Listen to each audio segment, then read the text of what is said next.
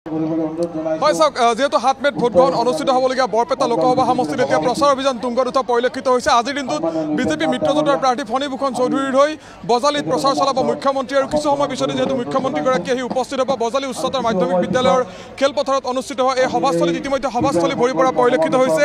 কেইবা হাজাৰ বিজেপি দলীয় নেতা কৰ্মীয়ে এই ধৰণে আচলতে এই যে সভাস্থলী এই সভাস্থলী ইয়াত ভৰি পৰা পৰিলক্ষিত হৈছে। ইতিমধ্যে মঞ্চত আহি উপস্থিত হৈছে অসম গণ পৰিষদৰ সভাপতি অতুল বৰা ডাঙৰীয়া, ইয়াৰ স্থানীয় বিধায়ক তথা কেবিনেট মন্ত্ৰী ৰঞ্জিত দাস ডাঙৰীয়া ইতিমধ্যে আহি উপস্থিত হৈছে আৰু কেইটামান ক্ষণ পিছতে হেলিকপ্টাৰ যোগে মুখ্যমন্ত্ৰীগৰাকী ইয়াৰ সমীপৱৰ্তী যিটো আচলতে ইয়াত অস্থায়ীভাৱে হেলিপেড নিৰ্মাণ কৰা হৈছে সেই হেলিপেডত মুখ্যমন্ত্ৰীগৰাকীৰ যি হেলিকপ্টাৰ সেই হেলিকপ্টাৰ অৱতৰণ কৰিব। কিন্তু দেখিবলৈ পোৱা গৈছে নিৰ্বাচনৰ দিন চমু চাপি অহাৰ লগে লগে তৃতীয় পৰ্যায়ত ভোটগ্ৰহণ অনুষ্ঠিত হ'বলগীয়া বৰপেটা লোকসভা সমষ্টিৰ মিত্ৰজোঁটৰ প্ৰাৰ্থী ফণীভূষণ চৌধুৰীৰ হৈ আচলতে নিৰ্বাচনী যি প্ৰচাৰ অভিযান সেই প্ৰচাৰ অভিযান বিজেপি মিত্ৰজোঁটৰ ফালৰ পৰা ব্যাপক কৰি তোলা পৰিলক্ষিত হৈছে। প্ৰধানমন্ত্ৰীয়ে এই লোকসভা সমষ্টিত তেওঁ প্ৰচাৰ কাৰ্য চলাইছে, সমানে প্ৰচাৰ কাৰ্য চলাইছিল গৃহমন্ত্ৰী প্ৰতিৰক্ষা মন্ত্ৰীগৰাকী। কিন্তু তাৰপিছত ধাৰাবাহিকভাৱে মুখ্যমন্ত্ৰীগৰাকীয়ে ইয়াৰ বৰপেটা লোকসভা সমষ্টিৰ কেইবাটাও স্থানত প্ৰচাৰ অভিযান চলাইছিল আৰু আজিৰ দিনটোত আমি পৰিৱেশ দেখুৱাইছোঁ বজালী উচ্চতৰ মাধ্যমিক বিদ্যালয় খেলপথাৰত।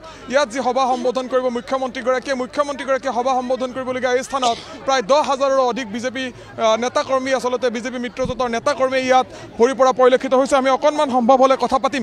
বাইদেউ, যিহেতু কিছু সময় পিছতে মুখ্যমন্ত্ৰীগৰাকী আহি ইয়াত উপস্থিত হ'ব, কি ক'ব বিচাৰিব? মুখ্যমন্ত্ৰীগৰাকীৰ কাৰণে আপোনালোক ৰৈ আছে। আমিতো বহুত সময় অপেক্ষা কৰি আছোঁ, ৰাতিপুৱা বহুত কষ্ট কৰি আছোঁ, সকলো মানুহ উপস্থিত হৈছে, চাম বুলি ভাবি আছে সেইখিনি আৰু। বাইদেউ কি ক'ব বিচাৰিব? মুখ্যমন্ত্ৰীগৰাকী কিছু সময় পিছতে যিহেতু ইয়াত সভা সম্বোধন হয়, আমি তেখেতৰ কাৰণে অধীৰ অপেক্ষাত ৰৈ আছোঁ। তেখেতে আহিব, সুন্দৰ ভাষণ দিব আৰু আমাৰ এইবাৰ মানে AGP প্ৰাৰ্থী ফণীভূষণ চৌধুৰী ডাঙৰীয়া তাৰমানে জিকিব। মানুহৰ ভোট মানে বানপানীৰ নিচিনা বৈছে, মানে ৰোধ কৰিব পৰা নাই। কেৱল AGP বিজেপি মানে মোদী চৰকাৰ লাগে সকলোকে। নিশ্চয়কৈ মই অকণমান কথা পাতিম। দাদা, অকণমান আপোনাৰ লগত কথা পাতিম। কি ক'ব বিচাৰিব? যিহেতু কিছু সময় পিছতে মুখ্যমন্ত্ৰীগৰাকী ইয়ালৈ আহিব, ইয়াত সম্বোধন কৰিব, 10,000ৰো অধিক লোক ইয়াত সমবেত হোৱা বুলি কোৱা হৈছে। কি ধৰণৰ আশা আকাংক্ষা এইবাৰ নিৰ্বাচনত? আশা মানে 100% কাৰণ আজি যেনেকৈ 2024 চন কাৰোবাই বিশ্বাস কৰিলেও 24 চন, 2000 নকৰিলেও 24 চন, ঠিক তেনেকৈ মোদী চৰকাৰ যে আহিবতো 100% চিয়'ৰ।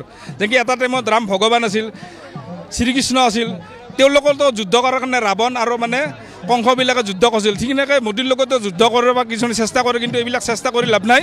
কাৰণ স্বয়ং ভগৱান ৰূপে মানে মোদী এই পৃথিৱীত আহিছে আৰু এইটো শ্ৰীকৃষ্ণ গীতাত লেখা আছে। মোদীৰ নাম লিখা নাই, কিন্তু যিবিলাকে ৰাজনীতিত আহে ভাল কাম কৰে তেওঁলোকে শ্ৰীকৃষ্ণ গীতাত লেখা আছে। গীতা যিহেতু আমাৰ হিন্দু ধৰ্মৰ উত্তম শাস্ত্ৰটো মই কোৱা কথা নহয়, গীতাত লেখা আছে, সকলোৱে পঢ়ি চালি গম পাব। সেইকাৰণে এই ভাৰতবৰ্ষত মোদী চৰকাৰ আহিব আৰু চিৰদিন থাকিব, হিন্দু ৰাষ্ট্ৰ হ'ব আৰু ফাইনেল। আমি দেখুৱাইছোঁ স্থানীয় বিধায়ক তথা কেবিনেট মন্ত্ৰী ৰঞ্জিত দাস ডাঙৰীয়া যিহেতু আহি উপস্থিত হৈছে। যদি সম্ভৱ হয় আমি কিছু কথা পতাৰ চেষ্টা কৰিম, কিন্তু কিছু তেখেত নিলগত আছে, যদি সম্ভৱ হয় অকণমান আমি কথা পাতিম। কিন্তু ইয়াত যি ইয়াৰ বিহুৰ অনুষ্ঠান, সেই বিহুৰ অনুষ্ঠান এই মুহূৰ্তত ইয়াত পৰিৱেশন কৰা হৈছে। সেই বিহুৰ অনুষ্ঠানৰ মাজলৈ আমি ND24 দৰ্শকসকলক কিছু লৈ যোৱাৰ চেষ্টা কৰিছোঁ। পোনে দেখুৱাই লৈছোঁ বিজেপিৰ যি নিৰ্বাচনী সভা, সেই নিৰ্বাচনী সভাৰ প্ৰাক্ষণত অকণমান সম্ভৱ হ'লে আমি যদি কথা পাতিম দৃশ্য দেখুৱাই থকাৰ সমানে যদি সম্ভৱ হয় অকণমান কথা পাতিম। কি ক'ব?